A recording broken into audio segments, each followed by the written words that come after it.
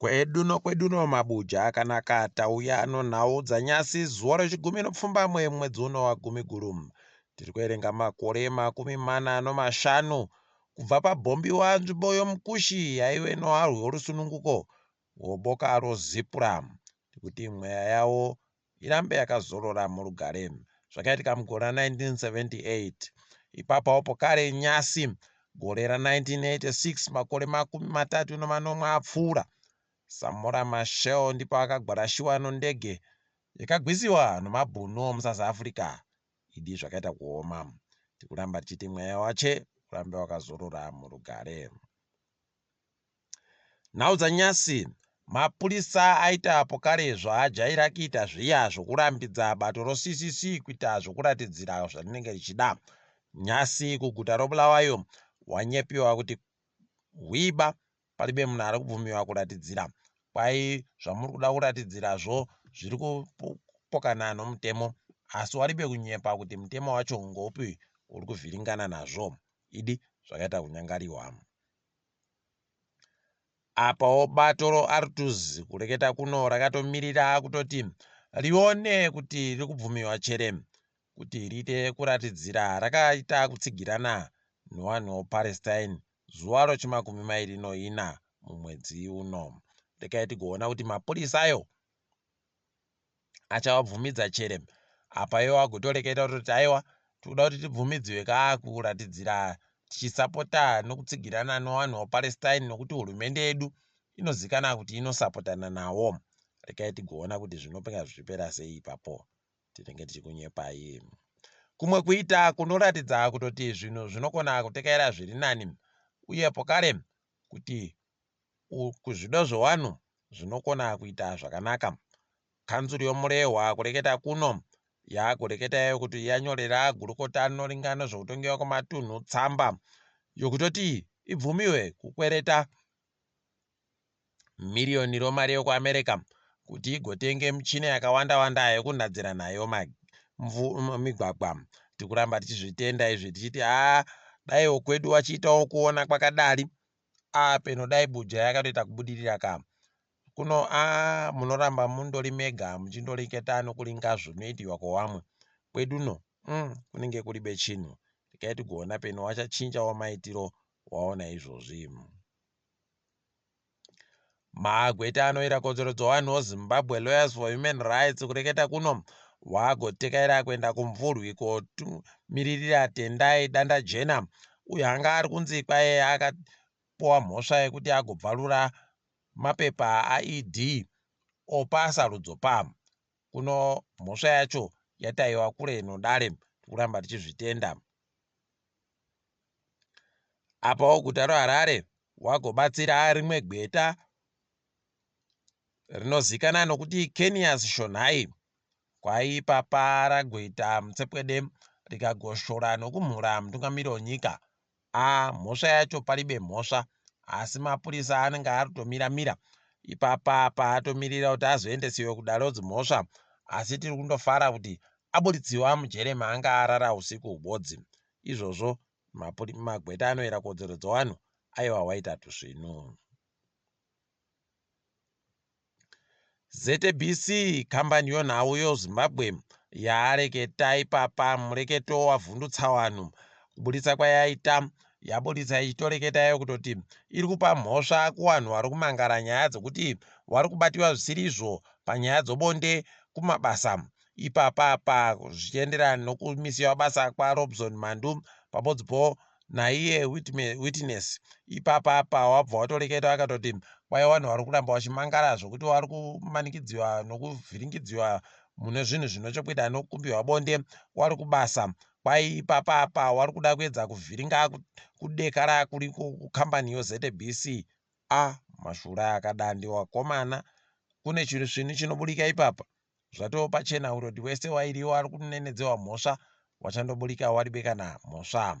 Idi zvakaita kunyangariwa. Asi masangano anoira vanhukadzi abva aita kurwadziwa chaizvo. Ipapa taakutoshuvira kutoti kana magweta anoira kodzero dzevanhu anofanira kutowanyorera tsamba yokutoti wareke kuita zvavari kureketazve. Pokare kuti wabise tsamba yawaisa iyoyi wachireketawo zvakaita kunyangara zvakadandi. zvakaita kuoma chaizvo. Tawadziwa fani kunyepa yekutoti ipapa meya weguta weEpworth Ana Sunday akapotsa pambiwapo kare nozuro nowanhu akatozobatsirwa nowanhu womuEpworth mo. Kwai wanhu wakauya wachida kumubata, wanhu wakauya nomotika dzinomastika oZanu PF. Zvona zvaita kunyangara wakomana. Waida kumutora netumahonda fit unobva waita kunyisaya kuti chii chaizvo wanhu kuita kurwadziwa nobasa rakanaka rekuita nomubvanayo. Apa achiri mubvana mudiki ari kuziya zvaari kuita, unobva waita kuona kuti pakaita kunyangariwa. Rekai tigoona kuti zvinopera sei. Wari kuringa zvinoitika wagototi inyaya yache yokuramba achitanika pachena zvumutsepwede iri kuitiwa nowanhu wanonzi pachirungu maland barons. Wazhinji wawo kana kutoti wese wari wanhu wanotsigirana nobato roZanu PF. Pakaita kunyangara chaiko. Kumwe kuita kunofinha kuri kuitiwa ipapa, gurukota rinoringa nezvofundo yepamusoro Aron Murwira ragotoreketa iro kutoti kwai wanhu wese wari kufunda, wari kupedza kufunda ngavabva waziva kuti waenda kotsvaka mabasa, wareke kutsvaka mabasa asi kuti waite zvekunhadzira wega nemabasa acho. Kana mabasa kuribe iwo ngavanhadzire wega, kana wari maticha ngavavhure zvikoro zvavo, kana wari unoita kuona kuti paribe kana chinhu nzeru chaari kureketa. Murume mukuru apa pawaitsvaka sarudzo ndo vanhu vaiti tibvai maivhotera bato redu rinobva rakupai mabasa. Ko kuno zvachinja uchiipo kare, maisaziya chere kuti muno vanhu vari kugirajuweta mazuva ese. Unobva wazvisaya. Rekai tione kuti zvinopera zvakaita sei izvozvi. Mukuita kuri kuratidza kuti upfumi hwenyika huribe chisvinu chahuri kuita. Kambani yoPick n Pay ipapa yagotoreketa ikati tiri kurwadziwa noZimbabwe nokutoti mari yataiboya makore ese yachinja, yada muwanhu pakati kuita zvikamu 50 kubva muzanazvo mari yataiwana kunyangwe negore rapfuura chairo. Ipapa wagotoreketa wakati zviri kuita kuti mari iite shoma nyaya youremu hwemari wemunyika, pabodzipo nokukwira kunoita zvinhu munyika, inflation pachirungu. Unobva waita kuona kuti kureketa kwese kunoitiwa kuya kuti upfumi hwenyika huri pasvinu, mapwapwa ega ega nini. Kaitiringe hedu dzomutambo ipapawo Cranborne wajiwa noBulawayo Chiefs kwaina naMhambo wagogodza kabodzi kwa0. Yadha noManika Diamonds aiwa pari bagwedza mumwe tunopfuura kabodzi wandoitana kusikidzana hawo, kwai kundoedzana masimba heno kuti zvichapera mushechere pamberi pam. Kaiti chiringa dziri kuitika pasi rese. Nyasi dare reparamende yemuSouth Africa ravhotera Gweta Xaleka kuti aite ndiye muferefete mukuru public protector. Tikuramba tichiti makorokoto. Rekai tione kuti zvinoita zvichachinja chere pakuita kuri kuitika kum. Tikatendeukira kuenda kuDRC kwai nzvimbo yogoma izvezvi vanhu vaita kupinda mugwagwa kuratidzira kuti masoja akabva kuEast Africa wari kuyadaba nokuti atadza kupedza dambudziko M23. Ticharamba takaringa kuti inenge ichipera sei.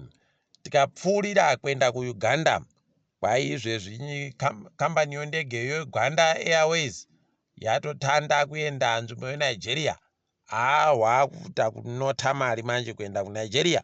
Nigeria inyika ino vanhu wakawanditsa nana nyamariyo kuNigeria ko wakawanditsa, saka aiwa zvinenge zviri zvisvinu. Rekai tigoona pawanopedza kuti zvinenge zvichitekaira sei.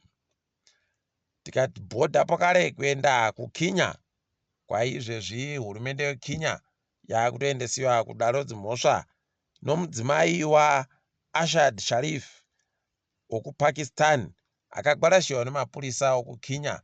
Mapurisa akazoti tanga tatadza kuona zvisvinu wakomana apa munhu awatogwarasha kare.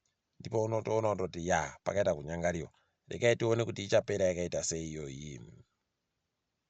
Sarudzo dzekuLiberia kwai dziri pekuburitsa munhu akahwina George Weah pabodzipo naJoseph Boakai kwayo wachaenda koita apo kare dzimwe sarudzo inonzi pachirungu run off. Regai tigoona kuti zvinenge zvipera sei ipapo tikundoshwira tuzvinhu. Munyaya yegumisira yanyasi, Cristiano Ronaldo aagotoreketa kuti mugwicho wache ari pasi pemakore 13 atonyora gwaro izvezvi rokutoti atambire chikwata cho aunasa ichocho chiri kutambirwa naye Cristiano. Unobva watoona kuti wakutoita yekunhadzira ka kweri kuno watonhadzira zvawo bhegi rawo raita kuzara ipapa mari ndokunota ka ndokurongeka ka. Kurongeka kwatsano kunoita kuti wapwere waite kufara idi zvakaita kunaka. Mari aiwa tinoida tese. Regai tigoona kuti inenge ichinakidza chire kwaanokutambirako. Ndini wenyu Mhanduwe WeNhau, tiboya nezuva ramangwana.